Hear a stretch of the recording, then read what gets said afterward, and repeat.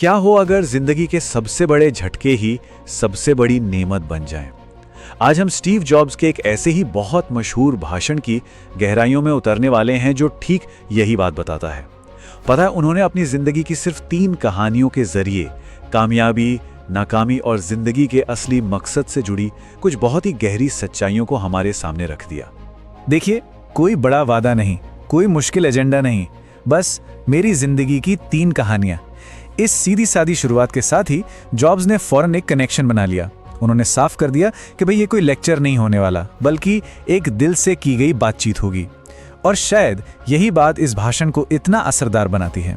क्या कभी किसी ने पीछे मुड़ के देखा है और यह महसूस किया है कि कोई बहुत ही मामूली सी बेमतलब लगने वाली घटना उसने तो जिंदगी की दिशा ही बदल दी? जॉब्स की पहली कहानी बस इसी ख्याल के बारे में है, बिंदुओं को जोड़ना।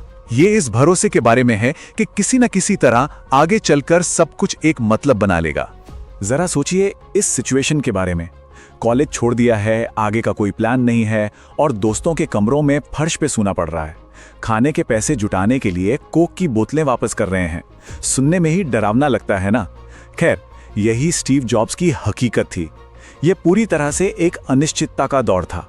लेकिन जानते हैं, इसी उथल पुथल के बीच एक बहुत ही अहम बिंदु छिपा हुआ था। तो जब औपचारिक पढ़ाई का दबाव हट गया तो जॉब्स ने वो सब कुछ किया जिसमें उनकी दिलचस्पी थी। और इसी रास्ते पर चलते चलते वो एक बिल्कुल अनएक्सपेक्टेड जगह पहुंचे, एक कैलीग्राफी क्लास। उन्हें टाइपोग्राफी की खूबसूरती, उसकी बारीकियों से जैसे इश्क ही हो गया।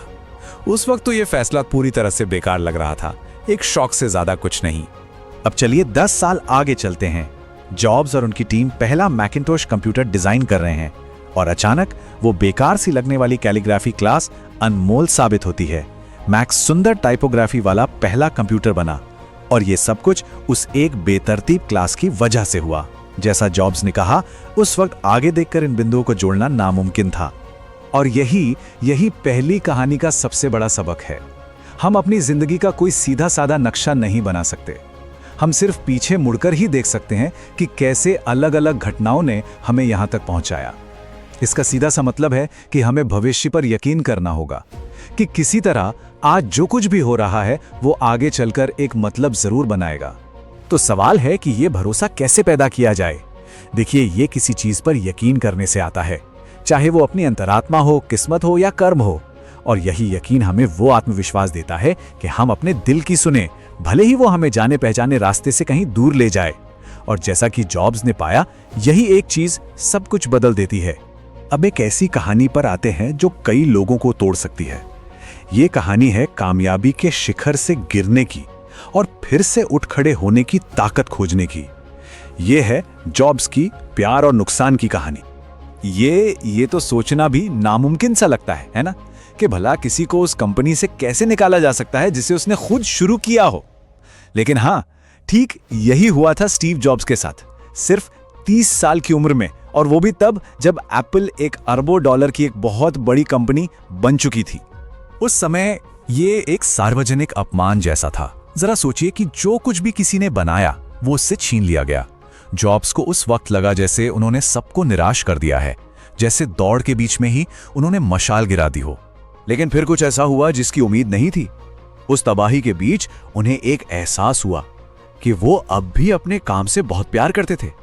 अचानक कामयाबी का वो सारा भारीपन एक नौसिखिया होने के हल्केपन और आजादी में बदल गया। वो फिर से आजाद थे। और इसके बाद का जो दौर था ना, वो उनकी जिंदगी का सबसे रचनात्मक, सबसे क्रिएटिव दौर साबित हुआ। उन्होंने नेक्स्ट की स्थापना की, एक ऐसी कंपनी जिसकी टेक्नोलॉजी ने आखिरकार एप्पल को बचाया। और तो और उन्होंने पिक्सार की सह स्थापना की, जिसने दुनिया की पहली कंप्यूटर एनिमेटेड फिल्म बनाकर एंटरटेनमेंट की दुनिया में क्रांति ला दी। और बस यही बात हमें इस दूसरी कहानी के निचोड़ पर ले आती है। देखिए, महान काम करने का ना सिर्फ एक ही तरीका है कि जो भी काम करें उससे प्यार करें। और अगर वो काम अब तक नहीं मिला है तो खोजते रहिए, रुकिए मत, समझौता तो बिल्कुल मत कीजिए। और अब हम आते हैं जॉब्स की आखिरी और शायद सबसे गहरी कहानी पर। यह एक ऐसे विषय के बारे में है जिससे हम में से ज्यादातर लोग बचना चाहते हैं, लेकिन जॉब्स ने इसे जिंदगी में स्पष्टता लाने के लिए एक शक्तिशाली औजार की तरह अपनाया। ये कहानी है मृत्यु के बारे में। पूरे 33 सालों तक जॉब्स ने हर सुबह आईने में देखकर खुद से बस एक सवाल पूछा, अगर आज मेरी जिंदगी का आखिरी दिन होता तो क्या मैं वही करना चाहता जो मैं आज करने वाला हूं? ये एक बहुत सादा सा सवाल था, लेकिन ये उनके लिए एक शक्तिशाली गाइड बन गया। जब भी कई दिनों तक लगातार जवाब नहीं होता तो वो समझ जाते थे कि कुछ बदलने की जरूरत है। जॉब्स के लिए ये याद रखना कि वो एक दिन मर जाएंगे जिंदगी के बड़े फैसले लेने में मदद करने वाला सबसे अहम औजार था। क्यों? क्योंकि ये लगभग हर चीज को हटा देता है, बाहरी उम्मीदें, सारा घमंड, शर्मिंदगी या नाकामी का डर, और हमारे पास सिर्फ वो रह जाता है जो सच में जरूरी है। जॉब्स ने हमें रूढ़ी या जिसे हम डॉगमा कहते हैं उसके जाल से बचने की चेतावनी दी। अब ये डॉगमा है क्या? आसान भाषा में कहें तो ये दूसरे लोगों की सोच के नतीजों के साथ जीना है। मतलब दूसरों की राय के शोर में अपनी अंदर की आवाज को डूबने नहीं देना। और यही है तीसरी कहानी का सबसे शक्तिशाली निष्कर्ष। हमारा समय सीमित है, इसे किसी और की जिंदगी जीकर बर्बाद ना करें। अपने दिल और अपनी अंतरात्मा की आवाज को सुनने का साहस रखें।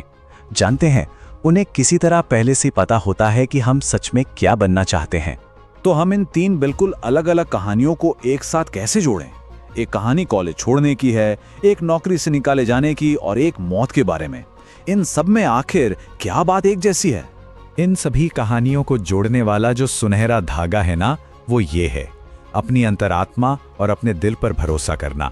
चाहे वो इस विश्वास को बनाए रखना हो कि बिंदु आगे चलकर जुड़ेंगे, अपने जुनून को खोजना हो, या ये याद रखना हो कि हमारा समय सीमित है।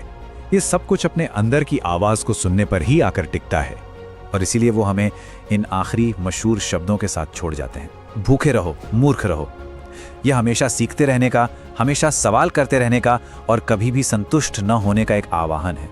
ये जोखिम उठाने और बड़ी नाकामी से न डरने का आह्वान है। तो सवाल यही है कि कोई भूखा और मूर्ख बने रहने के लिए क्या करेगा?